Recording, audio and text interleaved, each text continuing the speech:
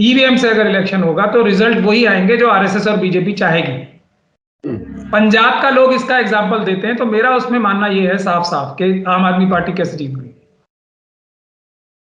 एक perception create की जा रही है एक टाइम तक कि ईवीएम सही है। ईवीएम सही होने की कोई गुंजाइश ही नहीं है, और इसका सबसे बड़ा सबूत मैंने अभी आपको दिया। किसी भी डेमोक्रेसी में एक दो को छोड़ के ईवीएम का इस्तेमाल नहीं होता। इसकी कोई भी गुंजाइश नहीं है। कोई भी कंप्यूटर ऐसा नहीं है जो हैक प्रूफ हो।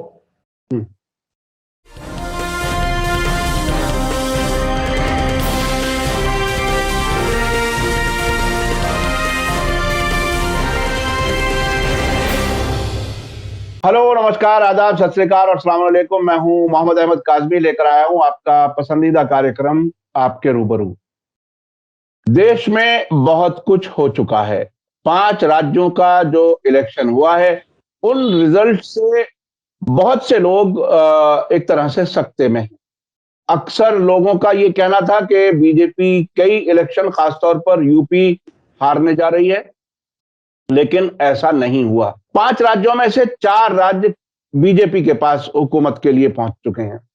इस सब में ये अंदाजा लगाना शुरू हो गया है कि इसका असर 2024 पर क्या होगा। प्रधानमंत्री नरेंद्र मोदी जी ने कह दिया है कि 2024 में हमें इससे फायदा होगा, ये उसी की तैयारी है। इस पूरे पर्सपेक्टिव को समझने के लिए मेरे साथ आज खास मेहमान हैं, सीनियर वकील महमूद प्राचा साहब, जो मिशन सेव कॉन्स्टिट्यूशन के नेशनल कन्वीनर हैं, और आपको हमें बहुत सी चीजें वो बताते हैं जो दूसरे लोग उस तरह से नहीं समझते।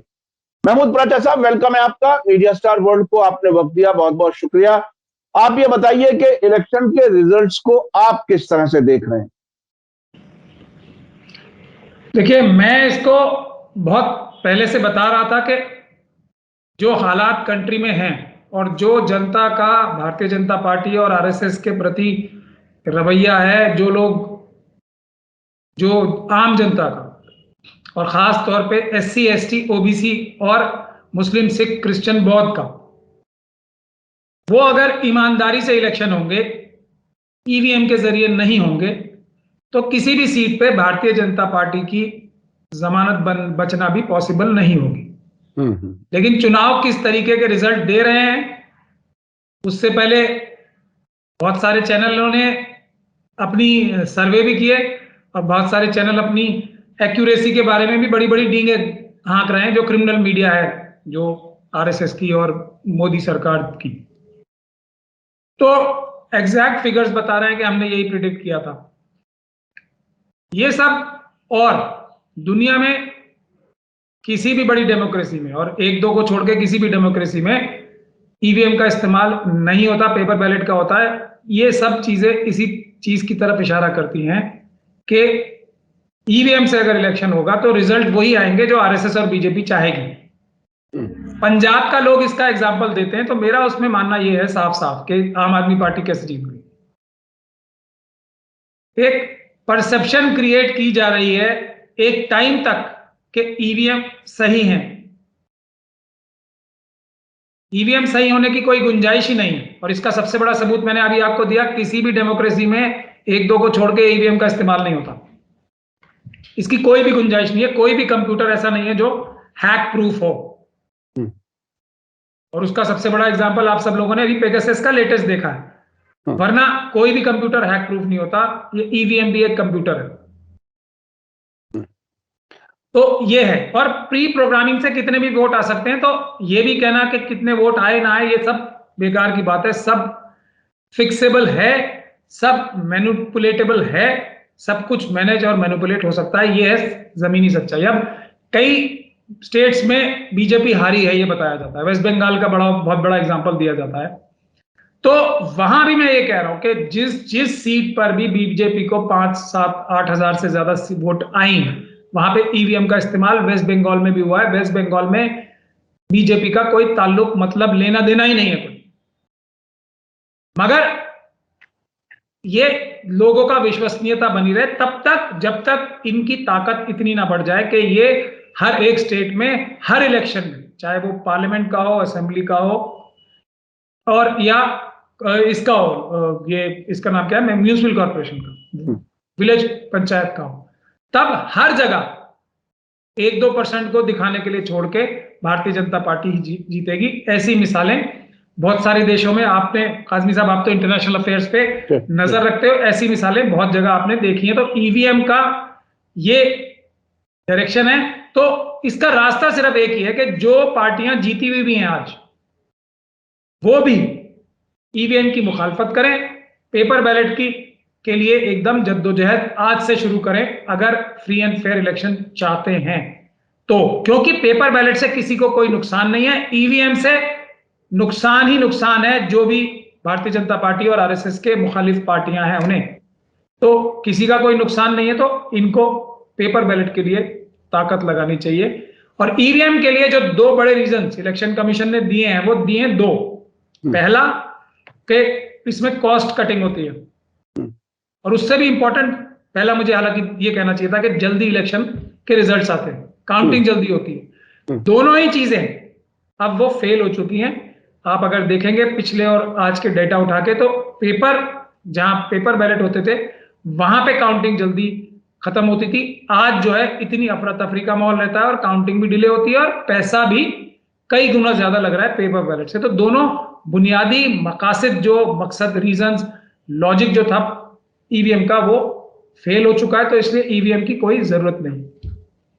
तो अब ये बताइए कि आप तो चूंकि वकील हैं, कानून जानते हैं, और सुप्रीम कोर्ट का अब तक क्या रुख रहा है ईवीएम के मामले में वो भी सामने है, और हमारे आपके सबके सामने वो भी है कि इतनी बड़ी बड़ी शिकायतें, ईवीएम मशीनें प्राइवेट हाथों में, प्राइवेट गाड़ियों में, कूड़ेदान में, कहां कहां नजर आई, उसके बाद भी इलेक्शन कमीशन ने अभी तक कोई उस पर कार्रवाई उस तरह से नहीं की जैसे होनी चाहिए। उसके बाद तो होना यह चाहिए था कि गिनती रुकवा ली जाती, कुछ और होता, कोई कानूनी कार्रवाई होती। ऐसी हालत में ये जो कैंपेन चलाने की बात आप कह रहे हैं कि कागज पर वोटिंग होनी चाहिए, वो किस हद तक आगे बढ़ेगी? सियासी पार्टियों का रुख जो कुछ है अब तक, उसको देखते हुए आप इसे कैसे क्या क्या उम्मीद करते हैं? मैं इस बात से थोड़ा डिफरेंट व्यू रखता हूं कि ये जो ईवीएम मशीन्स पकड़ी जा रही हैं, नहीं पकड़ी जा रही, इससे कोई फर्क ही नहीं पड़ता। पेपर बैलेट के लिए इससे फर्क पड़ता है कि जिसमें बक्से हैं बैलेट पेपर्स के, उसको चुराया जाए या हटाया जाए कहीं से। ईवीएम में कोई जरूरत ही नहीं है सब चीज की। मैं अपने कमरे में बैठ के, या कोई भी जो कंप्यूटर प्रोग्रामर है वो एक जगह बैठ के भी प्री प्रोग्राम कर सकता है सारी ईवीएम्स को। ईवीएम की मशीन प्री प्रोग्राम भी हो सकती है, एक जगह बैठ के भी हैक भी हो सकती है और प्री प्रोग्राम भी हो सकती है। आप किसी को भी वोट दो, निकलेगा एक प्री प्रोग्राम रिजल्ट ही, जो पहले से तय होगा। और वीवीपैट की जो जो जो तरीका हमारे देश में अभी करोड़ों लोगों ने वोट दिए हैं, तो देखा होगा कि वीवीपैट जो नजर आता है वो बिल्कुल साफ तौर पे नजर नहीं आता। एक बत्ती जलती है और उसमें क्या नजर आता है और क्या अंदर बक्से में जमा हो रहा है, और उसकी कोई गारंटी नहीं है कि वही बक्से में जा भी रहा है। एक बात। दूसरी बात ये कि कितने लोग तो वीवीपैट चेक ही करते हैं अपना, और कितनी बूथ पर वीवीपैट लग रहा है, ये भी एक अहम बात है। किसी भी तरीके से ईवीएम से इलेक्शन जो होगा वो फ्री एंड फेयर नहीं होगा। इस बात को मानकर ऑपोजिशन पार्टीज को अपनी स्ट्रैटेजी बनानी चाहिए। नहीं बनाएंगे तो किसी भी हालत में बीजेपी और आरएसएस की जो पॉपुलैरिटी है वो वोटों के जरिए से सामने नहीं आएगी। मगर यहां मैं एक और इंपॉर्टेंट बात कहना चाहता हूं यूपी के वोटर्स से खास तौर पे, कि डरने की जरूरत नहीं है, बिल्कुल डरने और घबराने की जरूरत नहीं है। भारत का देश जो है बाबा साहब डॉक्टर भीमराव अंबेडकर के संविधान से चलता है। जरूरत इस बात की है कि जो लोग सेवक बन के, पब्लिक सर्वेंट्स ही तो बन के जाते हैं, एमएलएज और एमपीज, वो जो मालिक बनने की कोशिश करते हैं, वो अपनी ताकत का मुजाहरा करने की कोशिश करते हैं या अपना बाहुबल का प्रयोग करते हैं, उसको खत्म करने के लिए हमारी मिशन सेव कॉन्स्टिट्यूशन की मुहिम से जुड़े। हम लोग उत्तर प्रदेश में बड़ा कैंपेन भी शुरू करने वाले हैं कि एससी, एसटी, ओबीसी और जो माइनॉरिटीज हैं, मुस्लिम, सिख, क्रिश्चियन, बौद्ध, उनकी हिफाजत, उनके हकूकों की हिफाजत और उनके जो हकूक हैं, जो सरकारी स्कीम्स हैं, उनकी हिफाजत संविधान के जरिए से, कानून के जरिए से, पीसफुल प्रोटेस्ट के जरिए से की जाए। उस मुहिम में हमारे साथ जुड़े। और दूसरी बात ये कि अगर जो डरने की जरूरत इसलिए भी नहीं है कि आज भी अगर देखा जाए तो जो बहुजन वोट हैं, इतने मैनिपुलेशन, इतनी धांधली के बावजूद भी जो बहुजन वोट हैं अब भी बहुत ज्यादा है बीजेपी के वोटों से। तो इलेक्शन हारे नहीं है। अगर ये इलेक्शन में मैनिपुलेशन की बात हम झूठ भी मान लें, ईवीएम की मदद की बात झूठ भी मान लें, तब भी अगर देखेंगे तो जीत जो है बहुजनों की हुई है, एससी एसटी ओबीसी और माइनॉरिटीज की हुई है, और बहुत बड़ी जीत हुई है। सिर्फ इस इलेक्शन के हिसाब से भी बिखरे हुए हैं। तो डरने की जरूरत नहीं है। पहली बात मैं ये कह रहा हूं, ना किसी शेड्यूल कास्ट शेड्यूल ट्राइब को, ना किसी ओबीसी को, और ना ही किसी माइनॉरिटी के मुस्लिम सिख क्रिश्चियन बौद्ध को डरने की जरूरत नहीं है। बल्कि जो बाबा साहब ने कहा था, संगठित होके संविधान को इंप्लीमेंट कराने के लिए संघर्ष करना चाहिए। कोई सरकार संविधान से बड़ी नहीं है, कोई सरकार कानून से बड़ी नहीं है। कोई कानूनी काम करेगी सरकार तो करने दिया जाए, गैर कानूनी काम सरकार को ना करने दिया जाए। इसके लिए हमें मुहिम छेड़नी पड़ेगी जो हमने चला रखी। अच्छा प्राचा साहब, आप कह रहे हैं कि डरे नहीं लोग, ये बात कहने में, सुनने में बहुत अच्छी लगती है, लेकिन अभी भी अगर आप उत्तर प्रदेश से लोगों से मालूम करें या खुद जाएं, बाकायदा बुलडोजर के साथ जुलूस निकाले जा रहे हैं। उसके अलावा एनआरसी वाले जो उसमें लोग शामिल थे, उनको फिर से कंपनसेशन के नोटिस भेजे जा रहे हैं। तो उससे नेचुरल तरीका है, मतलब एक आम रिएक्शन आम लोगों में डर का होता है। इससे कैसे बाहर निकला जाए, क्या हो, कैसे करें? ये बुलडोजर घर के सामने खड़ा हुआ नजर आए किसी क्रिटिक को या आलोचना करने वाले को, वो कहां जाए? देखिए, बहुत सारी पार्टियों ने, और मैं भारतीय जनता पार्टी और आरएसएस की बात नहीं कर रहा, उनके सहयोगियों की बात नहीं कर रहा, जो दूसरी पार्टियां थी उन सभी ने बड़े बड़े वादे किए हैं संविधान बचाने के, मजलूमों को बचाने के लिए। तो अब ये उन पार्टियों की भी जिम्मेदारी है।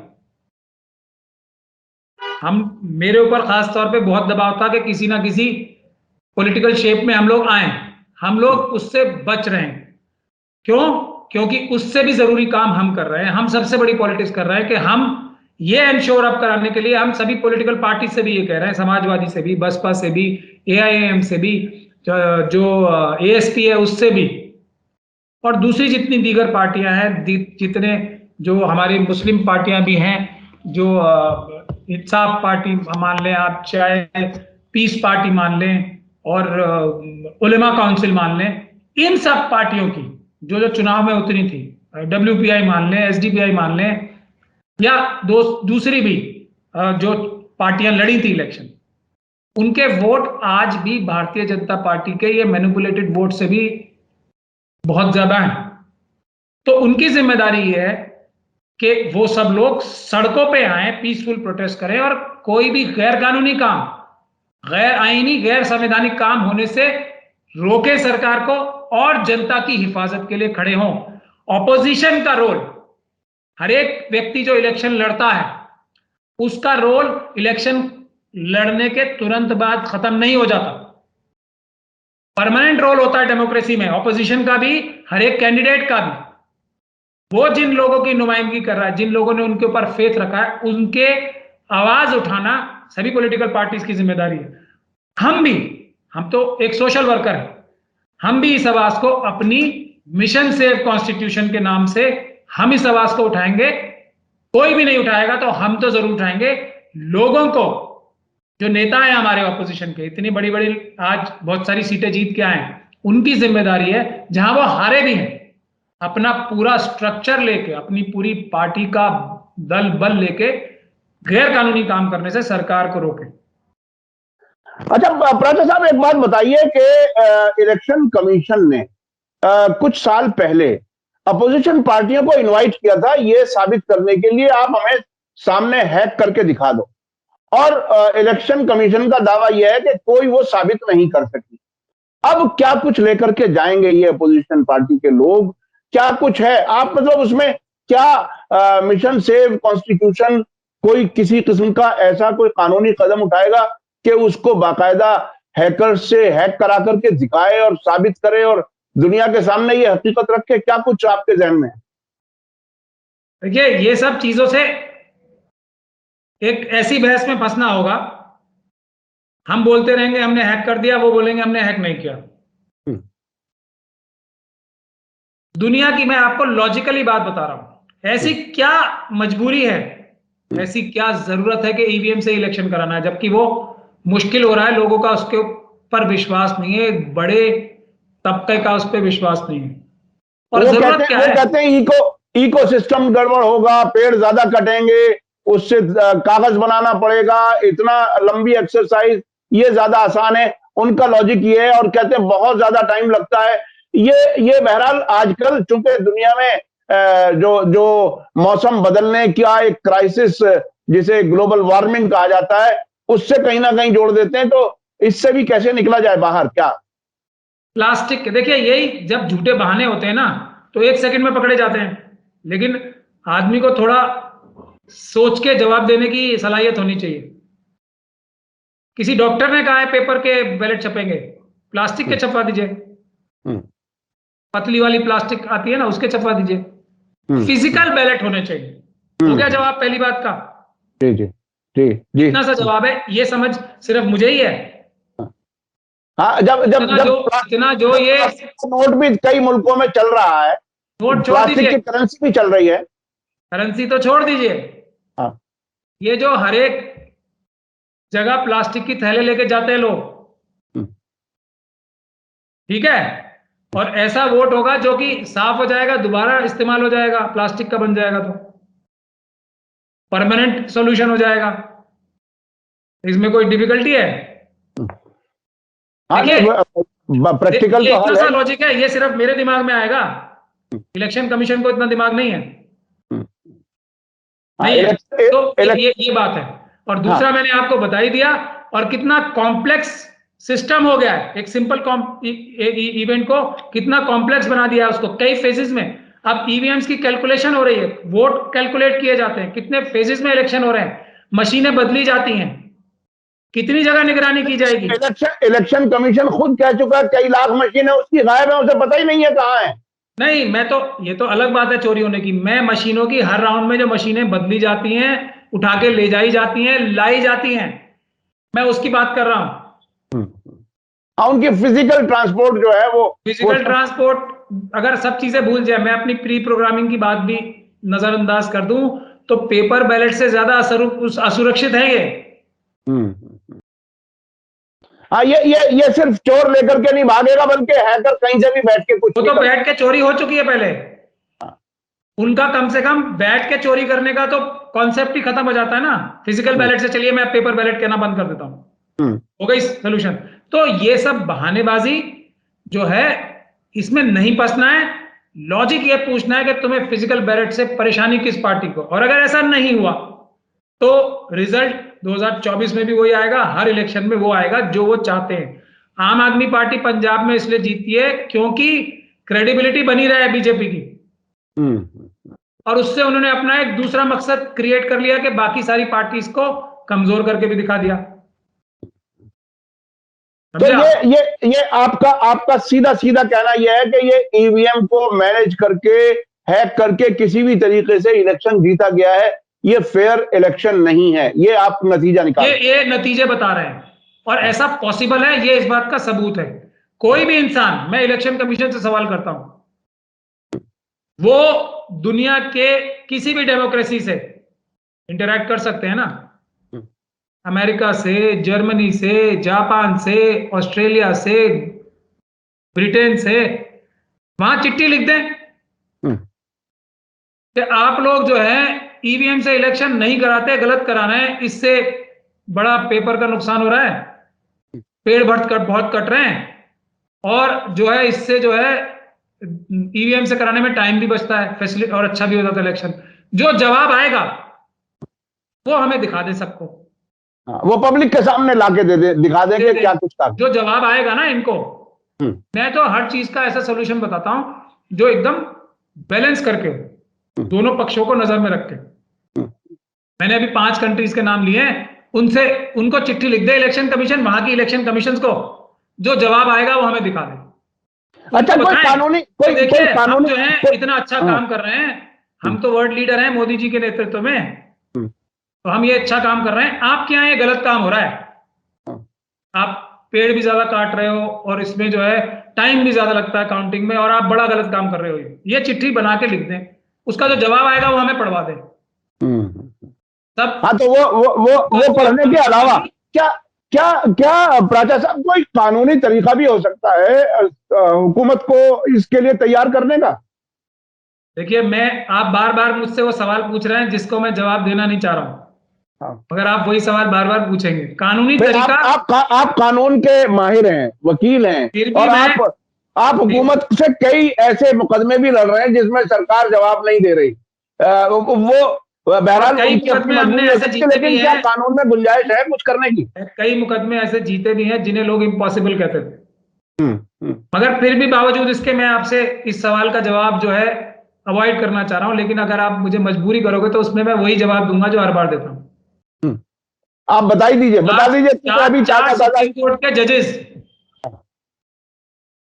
प्रेस कॉन्फ्रेंस करके सिटिंग जजेस बोल चुके हैं कि हम पे दबाव है, देश की जनता आए और हमें बचाए।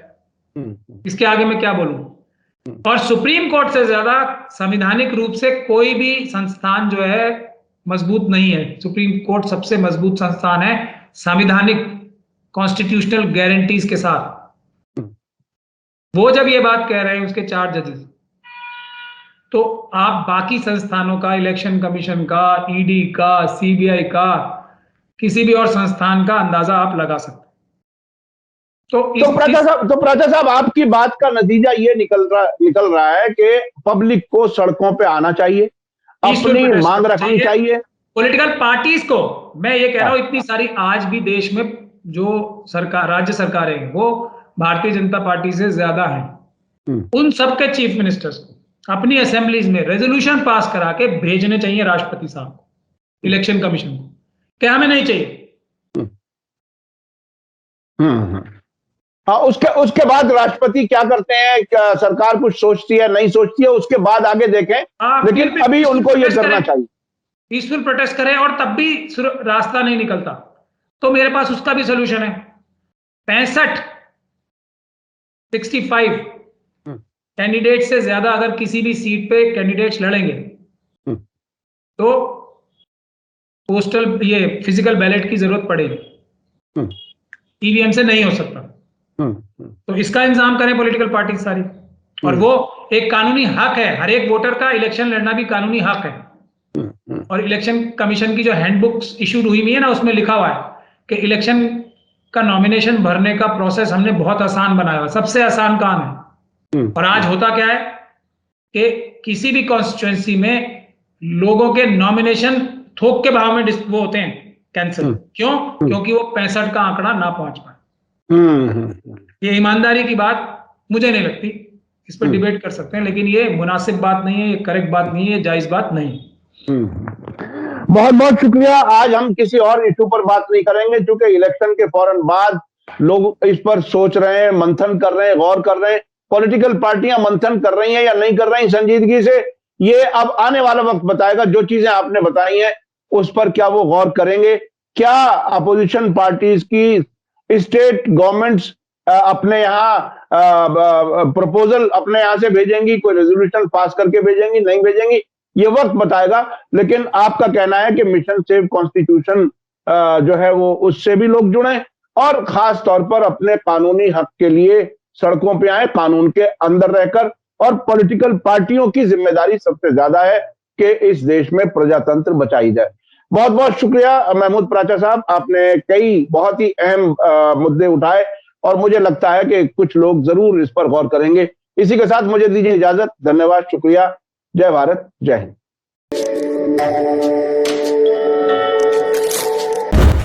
मीडिया स्टार वर्ल्ड के और वीडियो देखने के लिए हमारे चैनल को सब्सक्राइब करें और सीधे नोटिफिकेशन पाने के लिए बेल आइकन दबाएं। और अगर हमारी खबर सच्ची और अच्छी लगे तो अपने व्हाट्सएप, इंस्टाग्राम, फेसबुक और ट्विटर अकाउंट पर जरूर शेयर करें।